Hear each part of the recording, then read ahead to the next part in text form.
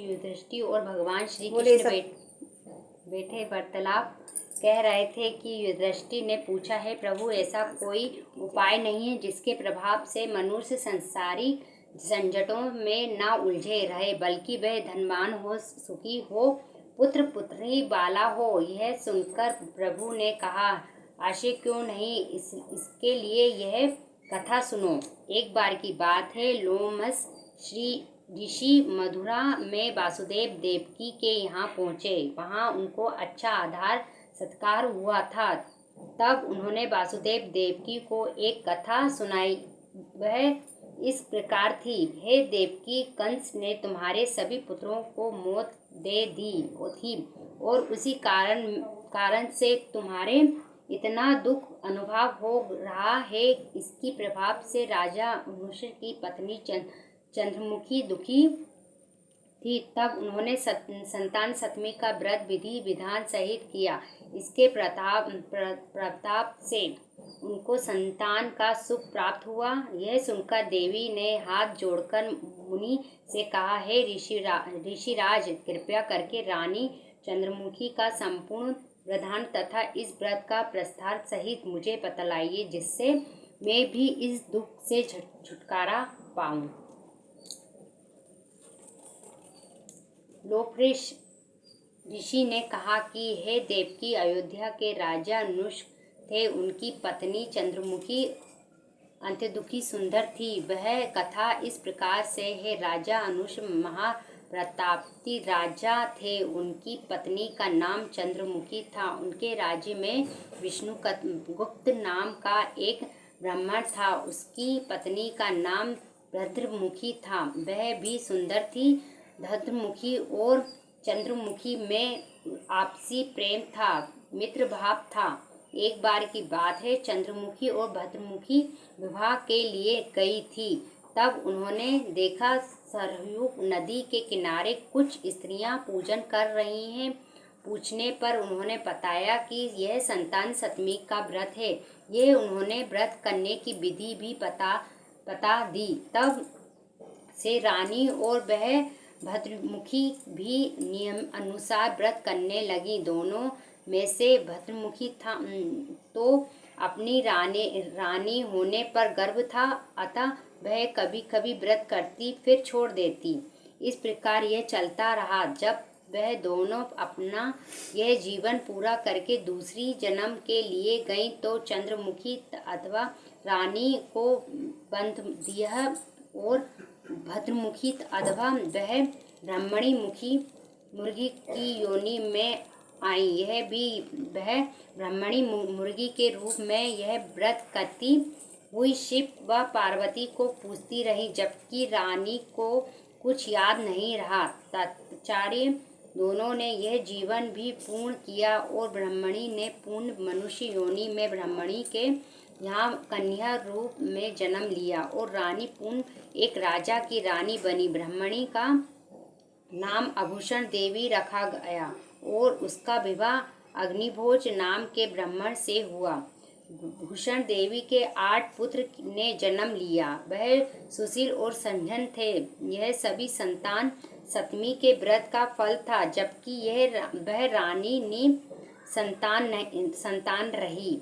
वह बहुत समय पश्चात रानी एक बुद्धिहीन घंघूर बहार पुत्र हुआ, लेकिन मात्र 9 वर्ष की अवस्था में ही वह मर गया। रानी के मरने में शोक क्षय हो गया। वह दुखी रहने लगी। इस जन्म में भी रानी और भूषण देवी में प्रेम था। भूषण देवी ने रानी के पास अपने 8वां पुत्र को छोड़ दिया, लेकिन रानी उनसे ईर्ष्या करने लगी और उसने ईर्ष्यान उन 8 पुत्रों को विशेष विष मिलाकर खाना खिलाया दिया, लेकिन आभूषण देवी की भक्ति के कारण वह सभी जीवित रहे।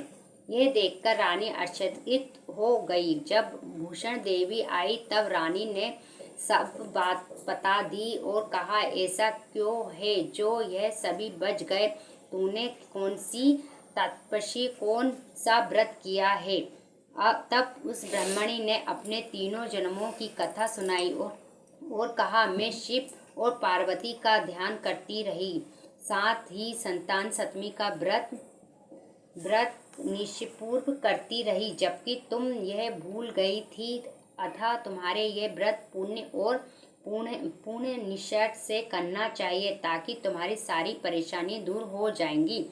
यह सुनकर रानी को बहुत पश्चाताप हुआ और वह उस ब्राह्मणी से क्षमा याचना करने लगी और उनसे नियमित अनुसार व्रत करने का संकल्प लिया, जिसकी प्रभाव से उसे बाद में पता चला उसके 100 पुत्र हुए और वह संतान सुख प्राप्त करके अन्यथा शिव धर्म को प्राप्त हुए।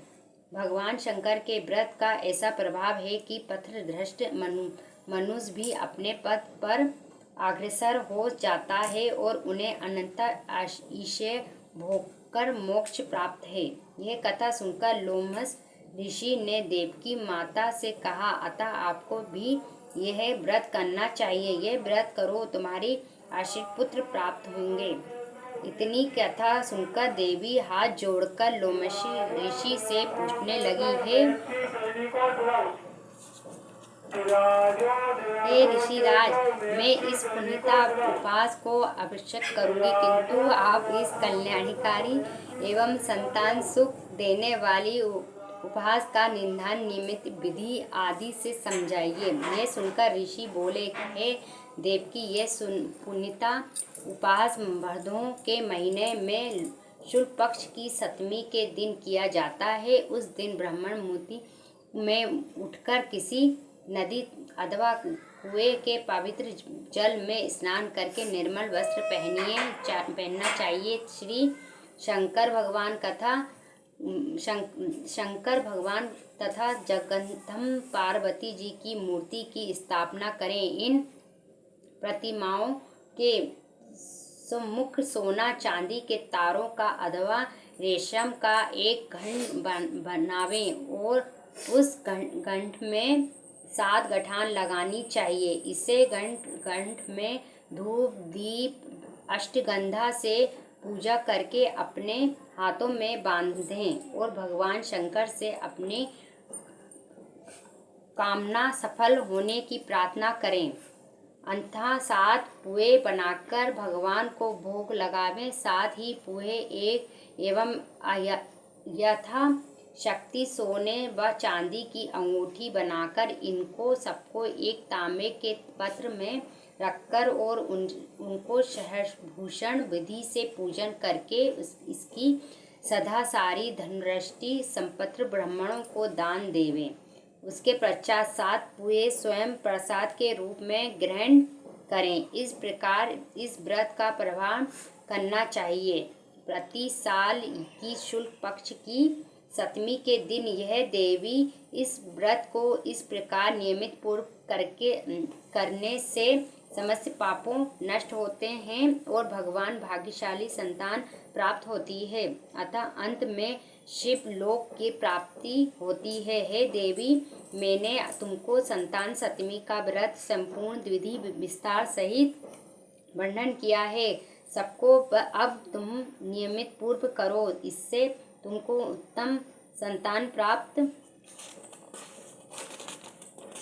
होगी। इतनी कथा कहकर भगवान अनंतकृत श्री कृष्ण ने धर्मवाथर दृष्टि से कहा कि श्री लोम ऋषि इस प्रकार हमारी माता को शिक्षा देकर चले गए। ऋषि के कथा अनुसार हमारी माता देवकी ने इस व्रत का निमित्त अनुसार किया।